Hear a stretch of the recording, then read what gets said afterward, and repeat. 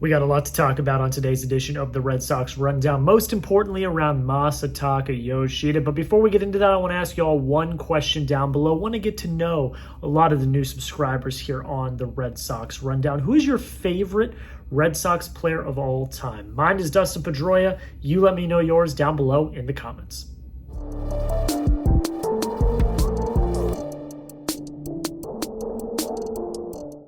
Welcome back into another episode of the Red Sox Rundown. I am your host, Jack. Last episode from this incredibly janky setup in my hotel room in Boston. At the time that this video goes out, I will already be on a plane flying back home to Dallas, Texas, where I am based out of, and we will be back tomorrow in my regular setup. I appreciate you all for taking the time to, bear with this setup that we have here. I still wanted to get you guys videos every single day surrounding the Boston Red Sox, and that is what we did. But today, we have some pretty significant injury news from Alex Cora talking about Masataka Yoshida, and it seems like Masataka Yoshida will be back in the lineup at some point this week against the Colorado Rockies. He's been doing rehab starts in Worcester and Portland.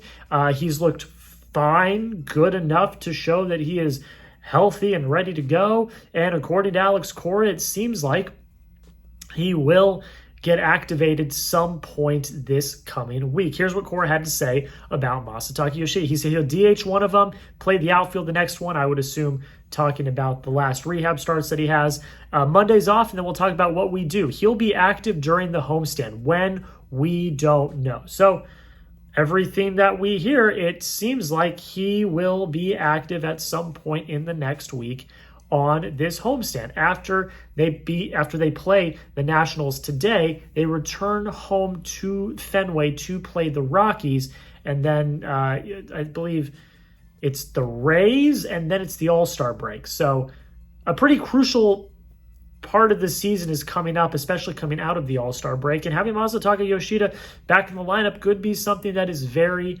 very valuable. And Cora talked about it. It kind of seems like Cora desperately wants Masataka Yoshida back in the lineup. I don't necessarily blame him. He brings you a lot of offensive capability that you don't really have on this team. But here's what Cora had to say. He continued on about Masa in general. He said, Masa's going to hit. He's going to hit, and he's going to play wherever we need him to play, whether that's outfield or DH. The first base thing, he was taking reps at first base in Worcester.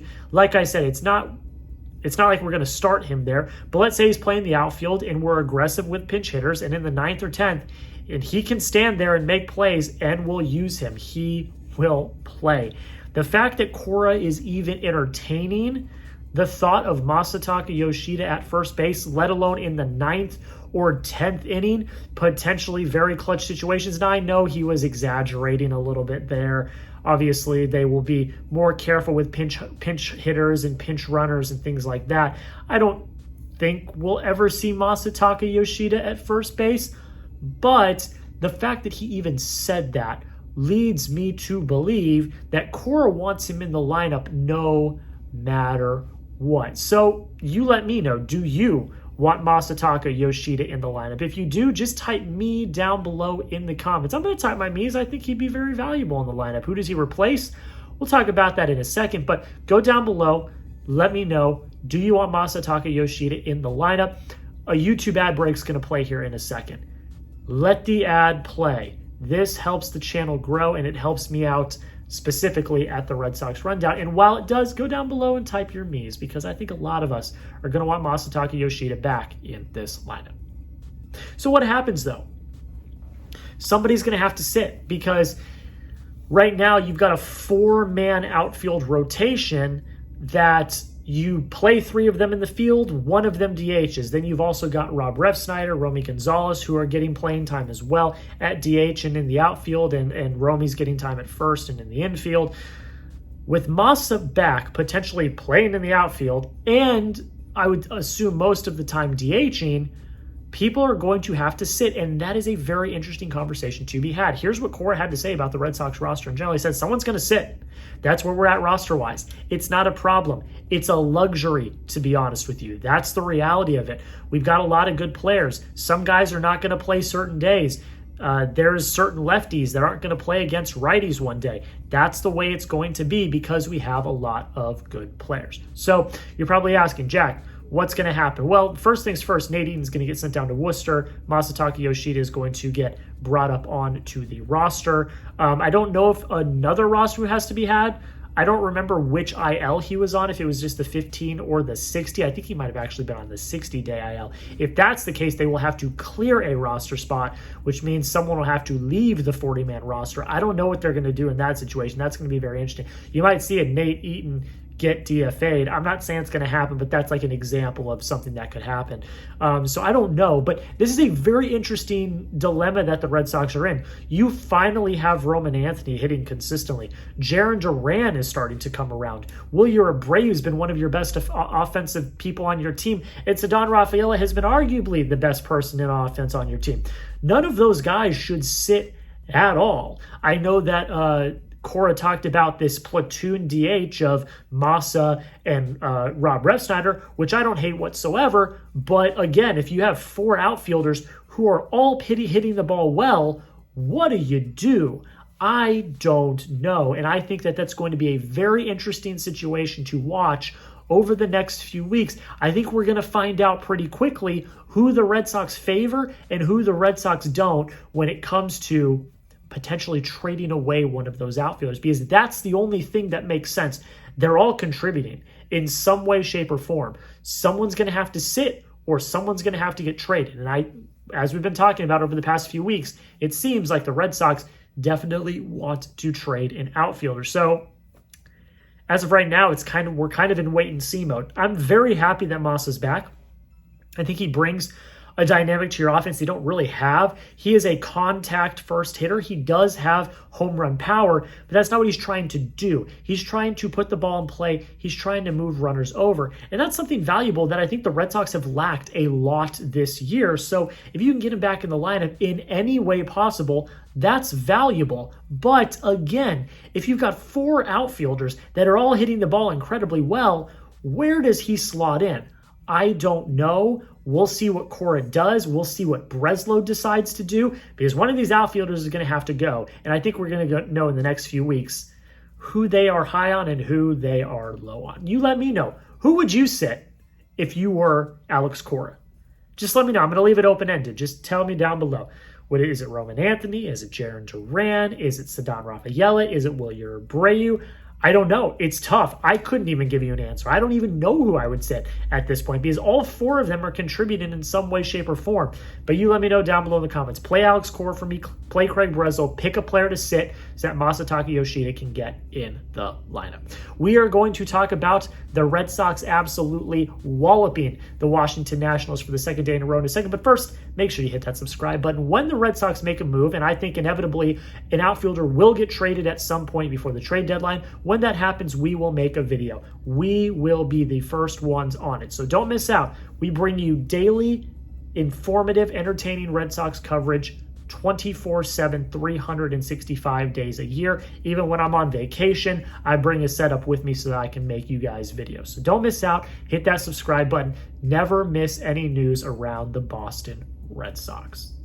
Let's talk about this game. Red Sox win 10-3. You are back at 500 once again. It's everyone's favorite place to be. You're at 500, perfectly mid, exactly what we like to see. But talked about this a little bit in yesterday's video. You needed to leave no doubt that you were better than the Washington Nationals. You needed to put pedal to the metal. You needed to crush them. And the first 2 nights, you have scored double-digit runs, and you have walloped the Nationals. And that's what you want to see. I would expect and I would hope they do the exact same thing at the beginning of this week against the Colorado Rockies. You have to go on a stretch here. You have to win games. You have to score runs. You've won I believe it's your 2nd straight series, maybe your 3rd. I can't remember. All the games meld together at this point, but you are doing something that is very valuable. You are putting pedal to the metal. You are winning games decisively, and you are showing that you can be a force in baseball. I get it's the Nationals, but the Red Sox have been known to play down to their competition, a la the White Sox earlier this year. So the fact that they are coming out and crushing the teams that they should crush is a very good sign. Walker Buehler was better than he's been. It's hard. It's hard. He's been bad as of late. So what happens when you're in the cellar? You can only go up from there. But a respectable game from Walker Buehler. 5 innings pitched, 8 hits, no walks, which I think is significant. No walks. Buehler has walked a bunch of batters this year. For him to walk nobody today was really great. He did only strike out 2, though. So there is kind of the yin and the yang there. He didn't walk anyone, but he didn't really get much swing and miss. But he was able to get outs when he needed to. 3 runs, only 2 of them were earned. You'll take it. You'll take it from Walker Buehler. He should dominate the Washington Nationals. However, the Washington Nationals, they've got some good players on their team, but Walker Buehler was able to come out, clutch up, and have a relatively solid outing. It's not going to win him any Cy Youngs, but it got the job done. He gets his ERA down to 6.25, which is just not good. Greg Weisser comes out, gives you a clean inning. Brendan Bernardino gives you 2 basically perfect innings, and then Alcala comes in and closes out the game for you. Pitching staff, full steam ahead for the pitching staff. They've all looked really good. Hopefully they don't hit a lull. Tanner Houck pitched yesterday as well. He had, I believe, 5 scoreless innings. You can correct me if I'm wrong on that, but I saw a tweet. I believe it was 5 scoreless. So if that's a sign of things to come, I don't think it is because he's been pretty inconsistent. But if you can get him back and get some more reinforcements, your pitching staff is cooking, and that would be really good to see. And then the offense, they did what they do. Carlos Narvaez and Abraham Toro are the only 2 starters to not have a hit today. You got 11 hits, 6 Ks. Romy Gonzalez had a huge day. He went 3 for 5. He scored twice, also had 2 RBIs. Roman Anthony went 2 for 5 yesterday. He's got his batting average up to 231, which is great to see. He's already overtaken Marcelo Meyer, which is insane. And Ceddanne Rafaela, 2 for 4 with a monster home run. He was absolutely cooking. And then, like I said, everyone else had, some contributed in some way, shape, or form. Jarren Duran had a 2-run triple. Like I said, Jarren Duran is starting to contribute as well. He's got his average up to 255. He's got a 728 OPS, which is, it's up there, which is good to see him starting to bounce back a little bit. It's what I've said. Leave no doubt. Leave no doubt. The Red Sox should sweep today. Garrett Crochet's on the mound. They should win this game. They should win the game today. They should sweep. They should. They should win, I believe it's 5 of their last 6. Going into this Rockies series where you should sweep the Rockies as well. I'm never going to call for a sweep because baseball is baseball and weird things happen. But if you can take 2 out of 3, let alone sweep the Rockies, and you get 2 straight sweeps, that would be absolutely electric. Let's look at the standings right now as we sit. I don't think all games are over yet. No, Seattle is still playing as we speak, and they're tied in the middle of the 4th. I'm going to assume they win, though, because they're playing the Pirates, and the Pirates aren't very good. You are currently sitting 2 games back in the wild card. If the Mariners were to lose, you'd be a game and a half back, which is very valuable. You are creeping up on, I can't believe I'm about to say this, you're creeping up on the Yankees, who were first place in the AL East, but they have lost 6 straight games, and they are now tied for 2nd in the AL East. You are creeping up on them. You're 6.5 back on the Blue Jays. I don't think you're going to win the AL East, but that's okay. If you could finish 2nd, maybe 3rd in the AL East, that would be huge, but all that matters is the wild card. And you are 2 games back as of the time of recording this. If Seattle happens to lose, which I don't think they will, but if they do, you'd be 1.5 games back. This is very interesting. And this is what I've been saying over the past few weeks, where I believe Craig Breslow. You could be, by the time this video is out, we'll know if the Mariners won or lost. If the Mariners lose, you're a game and a half back in the wild card. This is a team that deserves to get reinforcements and deserves to buy because they are showing that they can win games. Look, the Reds aren't the best team in the world, but they're not a bad team, and you won that series. You've beaten Yankees in the series. You can win ball games, and the Red Sox are starting to get hot at the right time, which I think means they should buy at the deadline. That's all I'm going to say. You might call me crazy. You might call me the over-optimist, but am I wrong, though? 1.5 back in the wild card with still a little under half the season left, you are a contender for this. And so I think it's very likely that the Red Sox are going to buy, and that's why I have continued to believe Craig Breslow when he says they're going to be aggressive at the deadline.